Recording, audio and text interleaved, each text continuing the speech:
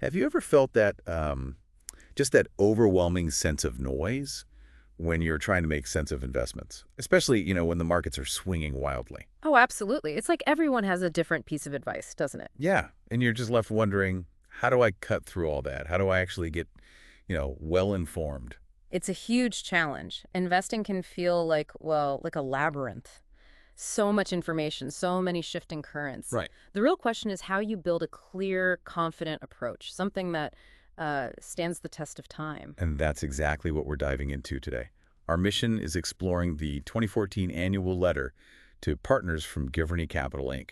And this isn't just some dry financial report, is it? Not at all. It's a really fascinating window into a unique long-term investment philosophy. It's packed with insights, performance data, and what I found most compelling, really candid reflections on their successes and, importantly, their errors. Yeah, the errors part is always interesting. So Uh, our goal today is really to pull out the core principles that guided Giverny back in 2014. right. Understand that long-term perspective they have. And hopefully extract some actionable insights that you can apply to your own financial understanding, whether you're, just starting out or maybe refining your strategy. Okay, so let's start at the beginning. Giverny Capital's roots. The founder, Nicholas Baer, he started managing a family portfolio way back in 1993. Mm-hmm. And he was really inspired by the legends, Warren Buffett, Benjamin Graham, Peter Lynch. The greats. Exactly. He sort of synthesized their approaches into his own, and after about 5 years of strong results, Giverny Capital Inc. officially launched in 1998. And they grew pretty intentionally, it seems. Jean-Philippe Bouchard joined in 2002, became a partner, got actively involved in picking investments. Right. Then Nicolas Silicuyer and Karim Primo also became partners in 2005. And by 2009, they'd even set up a U.S. office in Princeton, New Jersey. Led by Patrick Leger, who, and this seems important, shared that same long-term patient investment culture. That consistency seems key. It does. And their approach to client portfolios is quite bold, isn't it? Managing client money exactly like the founder manages his own. It really is. It's foundational for them. How does that in the same boat idea really play out in their decisions? What's the advantage for clients compared to, other firms? Well, they literally call their clients partners. That's the first clue. It signifies you are genuinely in the same boat as the managers. Yeah. Their main model, the Roshan Global Portfolio, that's the portfolio the founders themselves invest in. So it creates this deep alignment of interests. So every decision has that personal stake behind it. Exactly. Long-term personal stake. It changes things. And this in the same boat idea, it carries through to their annual letter too, right? It's not just reporting results. No, not at all. The crucial goal is explaining their long-term investment philosophy in detail. Right. They firmly believe the short-term market is, well, irrational and unpredictable, but long-term. The market reflects intrinsic value. So transparency is paramount. Absolutely. They say it explicitly. Right. They treat partners how they'd want to be treated if the roles were reversed. It's about building trust through clear communication, good or bad performance.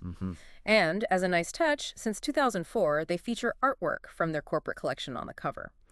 The 2014 letter had Production de Masse, AO8 2014, by Quebec artist Nicolas Baer. A little bit of culture with the finance. Okay, let's talk numbers then, because the performance really seems to back up that philosophy. It does. For 2014, the Roshan Global Portfolio returned 28.1%. That's significant. It's very strong. And it outperformed its benchmark, which is a kind of hybrid index, by 10.2%. Interesting detail. About 9% of that gain came from Canadian currency fluctuations. Yeah, currency can play a big role short term. But if you zoom out, the real story is that long-term track record. Oh. Since inception, July 1st, 1993, the Roshan Global Portfolio delivered an annualized compounded growth rate of 16.1%. Wow. Compared to just 8.7% for its benchmark. So that's an annualized outperformance of 7.3% over, more than 2 decades. That's incredibly consistent. It is. Their stated objective is ambitious. Maintain an annual return 5% higher than their benchmark. And they've been doing it. Okay, what about their U.S.-specific portfolio, the Roshan U.S. portfolio? Similar story, just slightly different numbers. It returned 18.0% in 2014, beating the S&P 500's 13.7%, so 4.3% outperformance there. And long-term, since 93. Impressive again, 15.8% annualized versus the S&P 500's 9.4%. That's 6.4% added value annually. But they also talk about underperformance, And right? do, and this is what I find really insightful, they're transparent about it. The U.S. portfolio actually underperformed the S&P 500 in 6 out of its 21 years. Which is about 29% of the time. Exactly, and they don't see it as a flaw. It actually reinforces their commitment to the long-term focus. They accept short-term swings are just part of the game if you stick to your principles. It shows real conviction. It does, it's a test. And the Canadian portfolio, Roche on Canada. Also very strong in 2014. 20.3% return against the S&P TSX's 10.6%. That's the main Canadian index. So 9.7% outperformance. Impressive.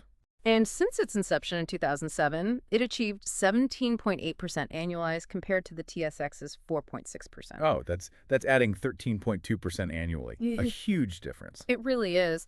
They do point out, though, that this Canadian portfolio is highly concentrated. Good. And it has, quote, little correlation to the TSX, which explains why its relative performance can be, well, highly volatile. It can swing wildly positive, like in 2014, or negative. Requires patience. Definitely requires patience. So with these great numbers, why did they call 2014 the year of the return to normal?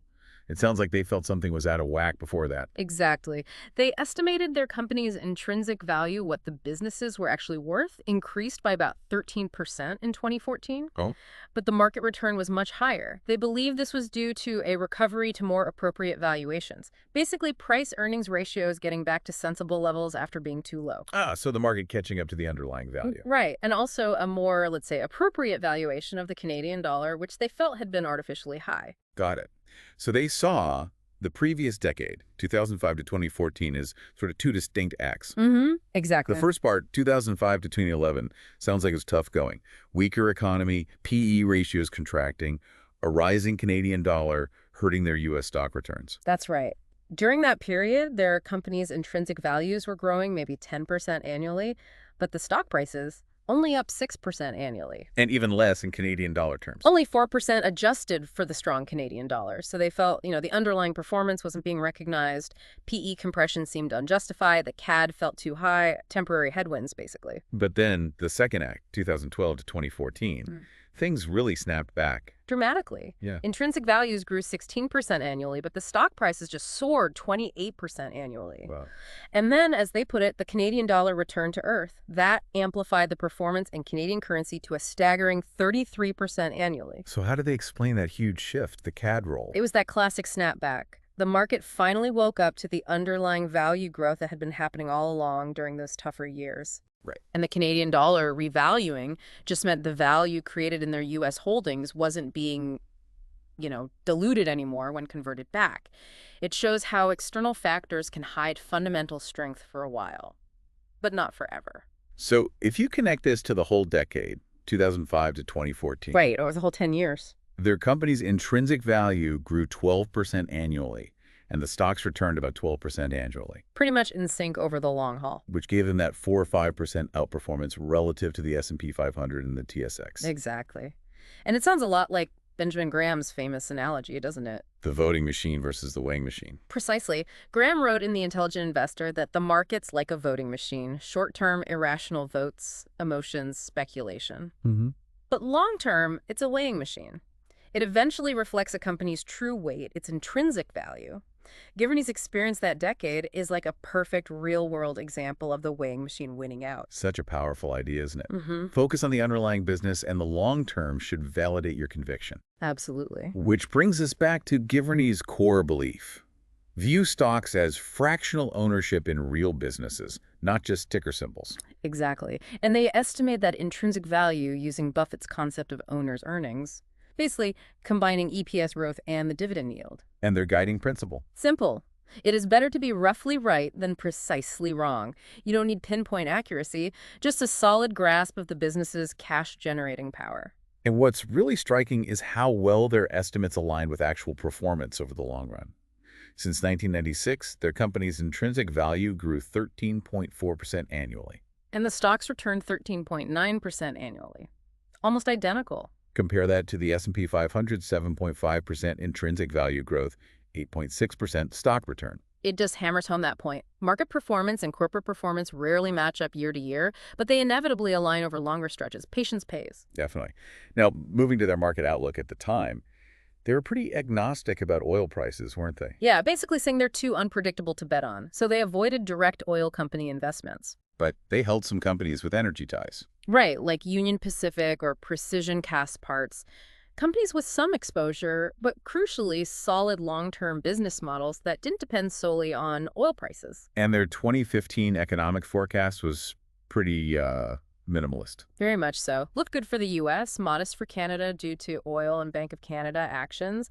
They expected their own companies to grow profits 10–13%, even with the rising U.S. dollar impacting conversions. They also talked about the flavor of the day, didn't they? Things that get popular and then fade. They mentioned past examples like income trusts, natural resources, gold, even the Canadian dollar itself, things that got hyped and then returned to earth. So what did they see as potentially overvalued or too flavorful back then, especially for Canadians? Residential real estate. Ooh, that's a big one. Still relevant today, maybe. Perhaps. And speaking of things to avoid, their view on government bonds was, well, blunt. Guarantee for impoverishment. That's Yeah. strong language for a 10-year bond yielding less than 2%. It is. For Giverny, the only real plus is getting your principal back. But inflation and taxes just eat away any tiny yield, so you lose purchasing power. It underlines why they stick to equities for real wealth building. So we've heard what to avoid. But maybe even more valuable is learning from mistakes, right? And Giverny embraces this with their podium of errors. They do. It's incredibly humble and, I think, effective. They do systematic 5-year postmortems on decisions, successes, and errors. So looking back 5 years from 2014 takes us to 2009, the market bottom. Right. March 2009, they called it the opportunity of a generation. The founder, Francois Rochon, even did an interview in February 2009 expressing excitement about the bargains. And look what happened. The Dow went from 7,500 to 18,000, up 136%. And they made some great calls back then, Wells Fargo. Yep, recommended in the interview, went from 17 ton to $55, up 227%. Walt Disney. Also mentioned, 18 to $94, a 422% gain. Incredible. And they correctly said avoid gold, plus that Buffalo Wild Wings story from Jean-Philippe. Yeah, great call. Stores nearly doubled, stock up 400% in 5 years. Shows the power of finding growth stories even in tough times. Okay, now for the painful part, the errors. Specifically, errors of omission, things they didn't do. Which they argue can be even costlier than mistakes you make because they don't show up on your statement. The bronze medal went to Tim Hortons. Ah, the Canadian icon. Exactly. The founder publicly called it the strongest business in Canada, but they hesitated on making a meaningful investment. Why? Concerns about its growth rate slowing down, maybe the PE ratio seemed a bit high. And the consequence. Just weeks after he praised it, Burger King, backed by Berkshire Hathaway, bought Tim Hortons for $11 billion. Ouch. Yeah. A potential 60% gain missed in weeks, or maybe 270% over 8 years if they'd held. What's the psychological trap there, do you think? Even for disciplined investors, overthinking it. It often seems like it, yeah. Overthinking. They saw a great business, but got tangled up in the metrics, maybe didn't fully grasp the strategic value an acquirer might see, or just underestimated its continued strength. It's a reminder that sometimes being too conservative means missing out. Okay, the silver medal. Signet Group, the jewelry retailer. Right. They looked at it in 2007. Stock fell hard during the crisis, $50 down to $20. They analyzed it, saw its resilience, predicted profits would return, even estimated a potential stock price of $67. And stocks fell even further. Below $10. But they still didn't act. And what happened? Ultimately, EPS hit $5.60 in 2014. The stock reached $130. A potential gain of over 500% in 7 years. Missed. That sounds like classic paralysis by analysis. Textbook case, isn't it? They had the data, the conviction intellectually, but lacked the courage to act when fear was rampant. The market was practically yelling opportunity, but the crisis fear kept them sidelined. And the gold medal error of omission, the costliest one. Hanes Brands, this one. Yeah. Yeah, it almost hurts to hear, like you said. He knew the company. For years. From Peter Lynch's book, One Up on Wall Street, The Legs brand, Hanes Brands went public in 2006 with what they called exceptional brands. But it got hit hard in the crisis. Very hard. Fell from $37 down to $5, mainly due to high debt. Seemed too risky then. Okay, understandable. But then? By 2011, Hanes had recovered profitability back to pre-recession levels. Debt was reduced, but the stock still only trading at $22, about 8 times earnings. 8 times earnings for those brands. That sounds cheap. Extremely rare, they admitted. Finding strong brands at those valuations, but they still stayed on the sidelines. And the result? Since 2011, EPS more than doubled, and the stock flew from 22 tong to $111, quintupled money in just 3 years. A 72% annualized return? Missed. Wow, that Hanesbrands miss. Yeah. Knowing it came from Lynch's book, too. What's the trap there? Fear of the past debt. Recency bias. I think it's exactly that. Recency bias mixed with lingering fear. The memory of the crisis and that high debt probably made it feel much riskier than the fundamentals actually suggested in 2011, even after things had improved. So they knew the brand strength. Absolutely. But that scar tissue from the downturn likely made them overemphasize the remaining risk. It's a powerful lesson. Distinguish perceived risk from actual fundamental risk that might have already faded. Okay, let's shift from errors to successes still in the portfolio. O'Reilly Automotive, ORLY. They held it for a decade. Yeah, fascinating story. Studying AutoZone actually led them to O'Reilly.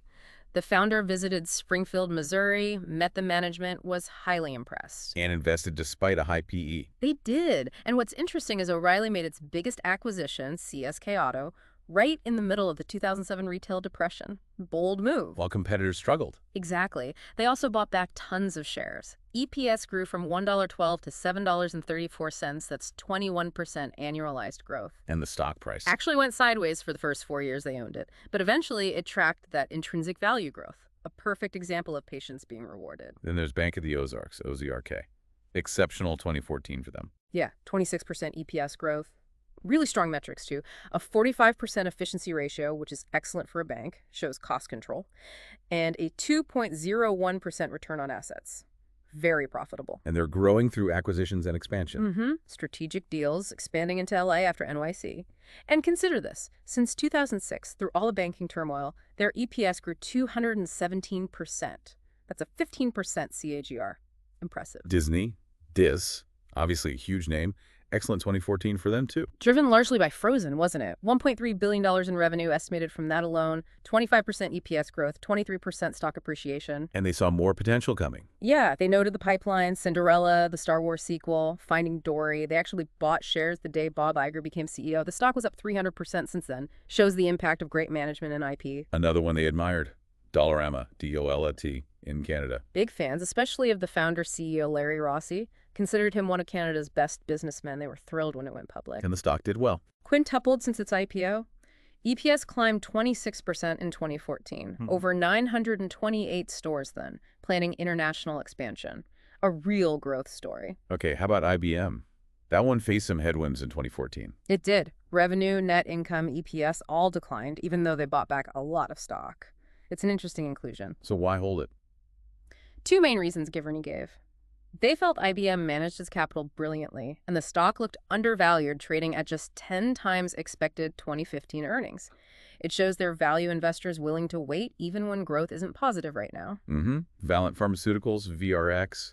They like that one, too. Yeah, solid growth, continued its acquisition strategy, diversifying revenues. They even humorously mentioned new products like Jublia for toenail fungus.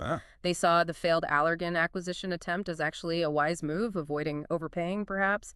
And they really admired the CEO, Michael Pearson. And finally, Wells Fargo, WFC. Another big bank. Right. Had a good 2014 despite the tough environment for banks, low interest rates, squeezing margins. What did Giverny like? It's strong metrics compared to competitors, and their belief that Wells Fargo could generate significantly more profit once interest rates return to, a normal environment, looking past the current headwinds again. Okay, so all these examples, the philosophy, the errors, it seems to lead to what Giverny calls the greatest error of stock investors. Yes, and it boils down to that constant question people ask, is this the right time to invest in stocks? Seems like a reasonable question, though. On the surface, maybe. But Giverny points to research from Delbar, their quantitative analysis of investor behavior report. And what does that show? A really stark contrast. From 1994 to 2013, the average equity fund investor earned just 5.02% annually. Okay, compared to the S&P 500's 9.22% annual return over the same period. The difference is, as Giverny calls it, astronomical. 166% total return for the average investor versus 484% for just holding the index. Wow. So that gap, that 4.2% annual loss, yeah, it's not fees. No, not primarily fees. It's what they term the behavioral penalty. It comes from investors buying and selling at precisely the wrong times. Driven by emotion. Exactly, driven by desire when markets are high and everyone's euphoric, and fear when markets are low and everyone's panicking, acting like weather vanes, as they put it. How does that penalty show up in everyday decisions? And how do you think Giverny fights it beyond just saying, don't predict? Well, it shows up as constant churning, right? Chasing hot stocks, reacting to scary headlines, selling in a panic. People get excited high up, buy in, then get scared low down, sell at a loss. The classic cycle. Right. Giverny combats it, I think, by having this laser focus on the intrinsic value of the businesses they own. Their mental model is, we are business owners, not stock traders. They constantly remind themselves the stock price is just a, quote, maybe an irrational one. The real value is the company's long-term earnings power. So market volatility, that's not a threat, it's an opportunity to buy great businesses when others are being irrational. And this bad behavior leads to really short holding periods for investors. Shockingly short, an average of just 3.33 years for equity mutual funds. That's barely a third of an economic cycle. Right. Think back to O'Reilly Automotive. It took 4 years before that investment even started working for them. Exactly. Just a few years is not a long time in the business world.